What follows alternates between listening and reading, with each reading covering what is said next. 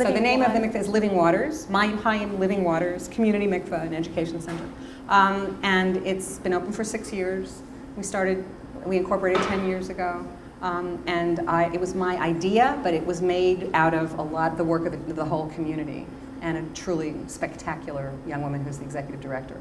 And we've reinvented the mikveh for 21st century Jews, and that, especially women and also men. And mikveh is the ritual bath, which has, for the most part in the last these many centuries, been used by married women after their menstrual cycles, which then makes them ready to have sexual relations with their husbands.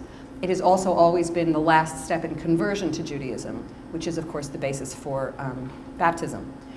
It's after studying and being examined by rabbis and other rituals, the last thing you do in the process of becoming Jewish is go into the mikveh, naked as the day you were born, very clean, say a few prayers and come out. So it's very much a symbolic beginning again.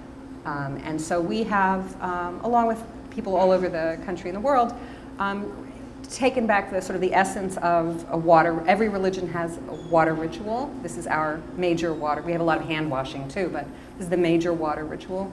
And reclaimed it for traditional uses and also for non-traditional uses. So people go to the mikveh traditionally before their weddings, but people go to our mikveh also to mark the end of a marriage, at a divorce. People will go at the end of a year of mourning to mark the end of that cycle in their lives. People have gone at milestone birthdays. So people have gone at the age of 18 and at the age of 80, and everything in between, to mark a beginning and an end, or an end and a beginning, actually, like day after night.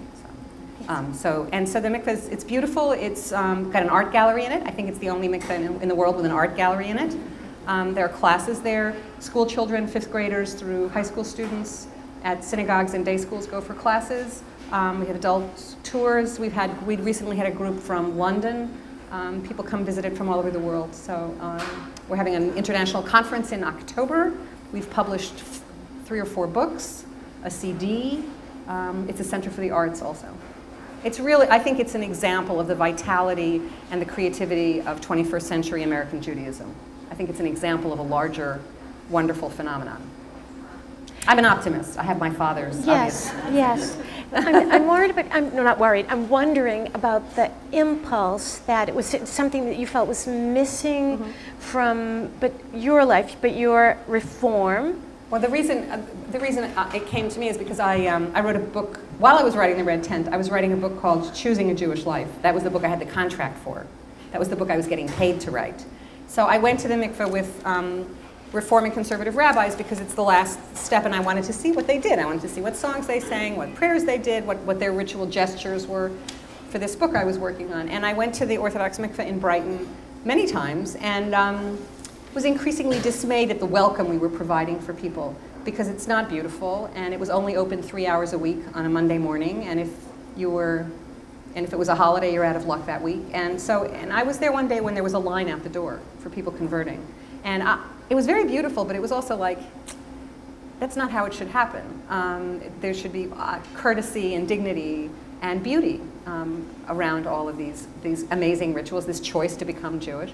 And I said, we should have a nice place. We should have a place that's beautiful, where you could have time, where you could celebrate with wine and a party afterwards, where you're not drying your hair in front of the rabbis who are there to literally to see you through this. And so I started talking to people around town, and they agreed that we needed this alternative. So that it came out of an issue of fairness, and also this notion that when we do a mitzvah, when we do a good deed, it should be done with beauty and intention, and we're welcoming people into the community. They deserve a beautiful welcome, and it's important for us to provide that. And I also heard it was a talk you gave before the Union of Reformed Judaism last November. You said it's never been a better time to be Jewish. Yeah, it's the optimism thing. Yeah, no, there's never been a better time to be Jewish. Certainly not if you're a girl, if you're a woman. I mean, this is the century of the Jewish woman. We have doubled the capacity of the Jewish community in terms of wisdom, scholarship, creativity, art, governance, spirituality, everything, by including the voices and the intelligence and the power of women. So that's a good thing. We have doubled that capacity. I think you could make the same argument nationally, and when the day comes when globally women really are free to study, go to school, have medical care, I think the world will be a much more healed place. So, but I think that the Jewish community, the liberal Jewish community in particular, which also includes modern Orthodoxy, has really has doubled its capacities and abilities, and that's a good thing. It's good for the Jews. It's good for everybody. I also like what you said in that context. It was sort of an emblem you chose, was that you said Jon Stewart was something like... He's the new chief rabbi of the United States. The new chief rabbi. And that he does... replaced Steven Spielberg. And I notice he can pepper all of his jokes, the punchlines with Yiddish words, and the whole, 19-year-old audience guffaws. Yep. Something else I wanted to ask you, that one of my favorite novelists, Stephen McCauley, is in the audience. Oh, he's now looking mortified. And you and he sometimes, or maybe all the time, go off and write someplace at the same desk. Do I get that right? We have study hall. Study hall, it's called okay. Study hall. So that could be in the lot. We do it at libraries. The Brandeis Library, the Newton Library, the Cambridge Library, my kitchen table, his kitchen table, various tables. So it's a way to keep the ass in the chair. Oh, okay. I was going to ask that, keep you from jumping up and doing a wash. Yeah. Anything. So it's like, we've looked at each other, an hour and a half, okay? An hour and a half. Don't talk, work for an hour and a half. So sometimes it's an hour and 45 minutes. It's really good. Okay. And Stephen's novels include The Object of My Affection. And the new one that's coming out in June. In June, Insignificant Others. Yes. And I've heard it's fabulous. And very fun. The Easy Way Out, Man of the House. Okay, I've read everyone. And okay. And also Amy Hoffman is part of our writing group. There are 3 of us who meet and read each other's Oh, good. I stuff. didn't know that. Yes.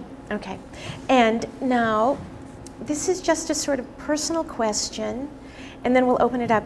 I just wondered, as you are sitting at your computer, and now I know that's not totally the way you write. No, it's at the computer. It's always okay. Well, sitting at your computer, maybe in your workspace at your home, what things have been pinned up, photos, memorabilia, certificates? What have you framed?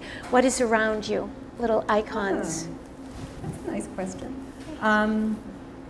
Well, the most recent one, I was at the Grand Canyon for the first time in October, and in the gift shop, of course, at the Grand Canyon, there's this little storyteller doll that is a Native American, and I don't remember the tribe, but it's usually a grandparent, so they had grandpas and grandmas with little, it's made out of clay and it's painted, with little grandchildren on them, telling stories.